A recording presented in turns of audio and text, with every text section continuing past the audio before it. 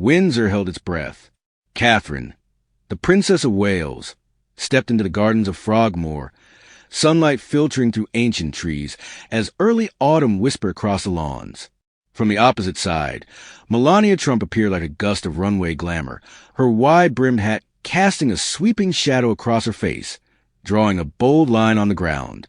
Between them stretched an invisible stage where two forms of power would collide, royal tradition and theatrical spectacle.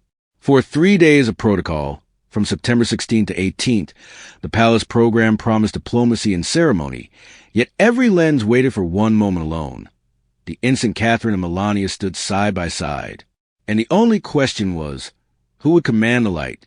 Catherine, the Princess of Wales, has traveled far from her Berkshire roots to become the steady face of Britain's monarchy in waiting. She embodies devotion, motherhood, and quiet resilience, building her image through understated elegance. Melania Trump, by contrast, carved her path through European runways, into New York high society and then the White House, leaving her mark through mystery, glamour, and bold style choices. They have never shared a stage before, but now, at Frogmore Gardens, their encounter threatens to become a global fashion showdown. History has already traced their uncanny fashion parallels. In 2017, Catherine wore a belted blue Eponine coat dress, neat and tailored. Months later, Melania appeared in a dark trench-style coat dress, cinched with thick belt, prompting headlines of transatlantic twinning. Catherine stunned at trooping the color in 2023 with an oversized Philip Tracy saucer hat, while in January 2025 Melania emerged at an inauguration parade in a massive Eric Javits hat that nearly swallowed her face. Both women have worn Erdem florals. Both have favored structured silhouettes, and each appearance feeds speculation that Melania draws inspiration from Catherine's royal playbook. Whether coincidence or calculation, the rivalry is real, but the competition extends beyond fabric and silhouettes. It simmers in the public eye. When Catherine vanished from the spotlight following abdominal surgery in early 2024, rumors spiraled online about body doubles. Melania, too, faced whispers after the 2020 election, her prolonged absence fueling conspiracy theories that fake Melania had appeared in her place.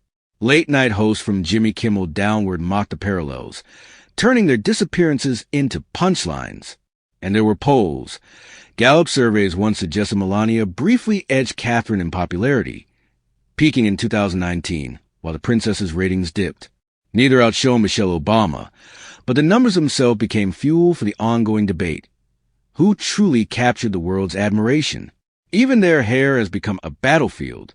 In September 2025, when Catherine unveiled blonde locks, social media erupted with accusations of wigs and disguises. Within hours, Sam McKnight, Princess Diana's legendary hairstylist, launched a fierce defense. Hair is armor, hair is confidence, hair is power, he reminded, urging critics to show compassion after Catherine's cancer treatment and chemotherapy in 2024. Melania knows that storm well. Her infamous "I really don't care, do you?" jacket once dominated headlines, while every impassive facial expression has been dissected into memes. For both women, even a strand of hair or the tilt of a hat becomes ammunition in the endless war of perception. And then comes Frogmore Gardens. The setting is deceptively gentle. Catherine, the Princess of Wales, will stand with Chief Scout Dwayne Fields, presenting Go Wild badges to children in the Scout Squirrels program. It is a scene aligned with her passion for youth and the outdoors, innocence framed against greenery. Yet the cameras will not linger on the children's small hands, receiving badges. They will pan to Catherine, perhaps in a recycled Alexander McQueen suit, her subtle nod to sustainability, and to Melania, perhaps in a fresh Ralph Lauren or Oscar de la Renta creation, runway sharp and commanding. The garden will transform into a catwalk of power, each woman sending a different message with every stitch of fabric.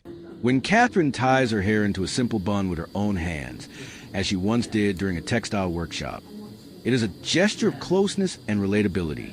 When Melania lowers the brim of a hat, so large it swallows the light, it is a visual assertion of control. One whispers strength through restraint, the other shouts power through spectacle.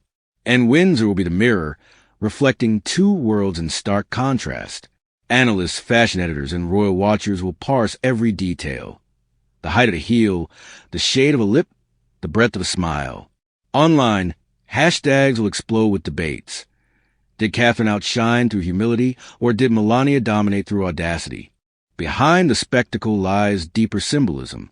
As Catherine shines in Frogmore, Prince Harry prepares to leave Britain after his first tense reunion with King Charles in 19 months. The coincidence is striking. One royal figure fading into the background while another steps firmly into the spotlight. Melania, meanwhile, returns to the global stage alongside Donald Trump, carrying the weight of 4 tumultuous White House years. Suddenly, what should have been a gentle garden engagement becomes a contest of image, influence, and intrigue. And so, when the two women finally appear together, when a royal garden turns into a runway and diplomatic ritual becomes theater, one truth remains. The cameras will choose their star. But in Windsor, this September, no one yet knows the answer. Who will hold the light?